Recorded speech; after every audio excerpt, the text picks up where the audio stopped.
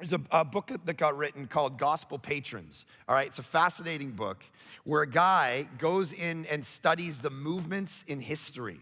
And I want to inspire because some of you need to, by way of your identity, start to recognize yourself as exactly this. Throughout history, you've heard of George Whitefield before in the Great Awakenings in the 18th century, where, tens of thousands of people came to know Jesus. You've probably maybe heard of William Tyndale before. You wouldn't have a Bible without him. The Bible was only in certain languages, and William Tyndale learned Latin, Greek, and Hebrew, dedicated himself to taking what was exclusive and writing an English Bible so that everyone could be able to read their Bible, which was illegal at the time, and he got burned on the stake for it. Now, here's the reality.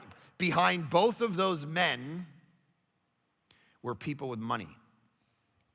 There was a lady named Lady Huntington behind the movement of George Whitefield who funded his entire ministry. You and I never have heard the name of George Whitefield, and tens of thousands of people don't come to Christ unless Lady Huntington, with all of her money, funds his entire ministry.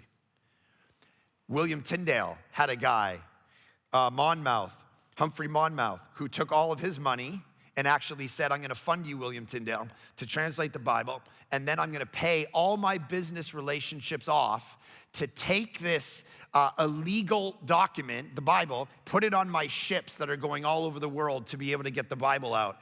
He got thrown in jail, and Tyndale got burned at the stake for translating the Bible. Behind all of these great movements throughout history have been men and women with money who you've never heard of, who've driven the gospel forward in the world because they said, with all my wealth, I want to be behind this leader and I want to fund them. I want to be behind this ministry and I want to fund it to do kingdom work because time is short, and when I get to heaven, I don't want just a whole bunch of stuff.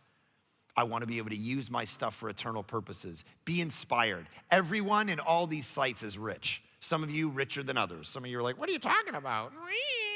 All right, listen, you're richer than 99% of the world.